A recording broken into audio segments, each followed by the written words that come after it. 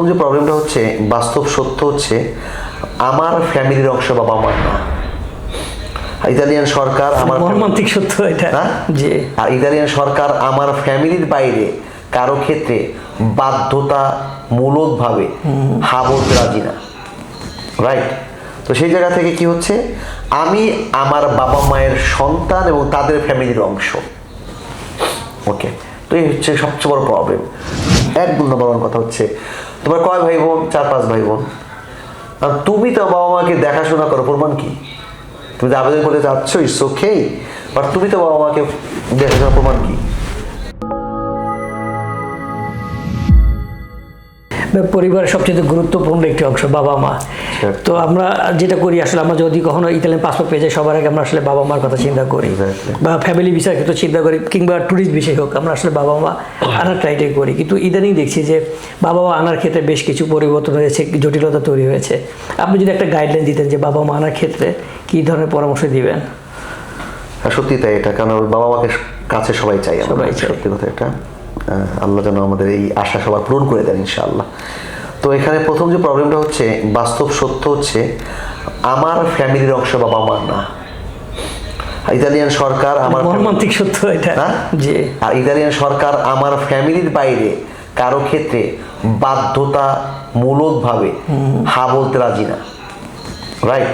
তো সেই জায়গা থেকে কি হচ্ছে, আমি আমার বাবা মায়ের সন্তান এবং তাদের ফ্যামিলির অংশ। ওকে, তো এই হচ্ছে সবচেয়ে বড় প্রবলেম। তো এই জন্য ইতালিয়ান সরকার কঠোর হয়ে যাওয়ার কারণে অন্য দেশে এই ব্যাপারটা আছে, বাবা মায়ের ক্ষেত্রে তারা অনেক বেশি নিয়মকানুন শুরু করছে। নাম্বার ওয়ান, এক নম্বর কথা হচ্ছে, তোমার কয় ভাই বোন? 4-5 ভাই বোন। আর তুমি তো বাবা মাকে দেখাশোনা করো, প্রমাণ কি?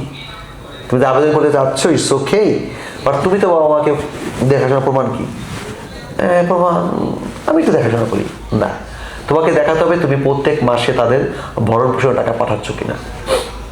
1 মাস 2 মাস দিলেও হবে না, প্রত্যেক মাসে, অথবা অন্য 2 মেইজি আপনি টাকার পাঠিয়ে দিচ্ছেন, তারা পুরোপুরি আমার টাকার উপরে চলছে।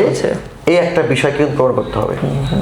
প্রমাণ করতে হবে এটা তাদের বয়স 65+, কারণ তারা কর্মক্ষম নাই, তারা পেনশনে চলে গেছে, রাইট? রাইট।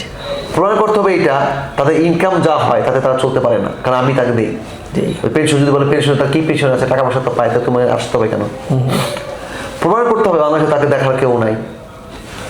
এটাও প্রমাণ করা যেতে পারে যে সে অসুস্থ বা তারা অসুস্থ। এটাও হতে পারে বাবা মারা গেছে, মা আছেন একা, মা মারা গেছেন, বাবা আছেন একা।